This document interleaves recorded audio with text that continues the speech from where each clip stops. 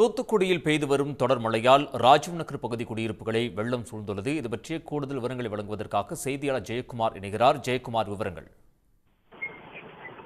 தூத்துக்குடி மாவட்டத்தில் கடந்த 2 நாட்களாகவே மழை பெய்து வந்தது. இந்த நிலையில நேற்று மாலை சற்று ஓய்ந்திருந்த மழையானது இரவு முழுவதும் மழையே இல்லாமல் இருந்தது.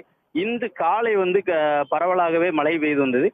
பரவலாக மழை பெய்து வந்த நிலையில் தூத்துக்குடி மாவட்டம் முழுவதும் சுமார் 591 மில்லிமீட்டர் மழை பதிவாகி இருக்கிறது. தூத்துக்குடி மாவட்டத்தில் மட்டும் 23 மில்லிமீட்டர் மழை பதிவாகி இருந்தது.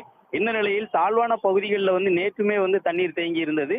இன்று காலை நிலவரப்படி தூத்துக்குடி ராஜீவ் நகர் 5வது தெரு 9வது தெரு போன்ற பகுதிகளிலையும் PND காலனியில ஒரு சில தெருக்கள்லையும் தண்ணீர் அதிகமாக தேங்கி இருந்தது.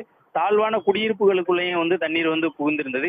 இந்த நிலையில் நேற்று முழுமையாக மாநகராட்சி நிர்வாகம் தேங்கியிருந்த மழைநீரை அப்புறப்படுத்த நடவடிக்கை எடுத்திருந்தாலும் இன்று காலை பெய்த மழையின் காரணமாக மழைநீர் ஓரளவு ஒரு சில தாழ்வான பகுதிகளில் தேங்கி இருந்தது. அந்த நீரையும் அப்புறப்படுத்த மாநகராட்சியினர் தற்போது பணியை துவங்கி இருக்கிறார்கள்.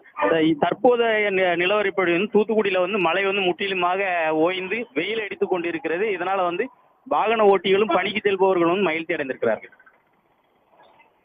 ஜெயக்குமார், தகவல்களுக்கு நன்றி. உடனுக்குடன் செய்திகளை தெரிந்து கொள்ள சன் நியூஸ் பெல் ஐகானை கிளிக் பண்ணுங்க.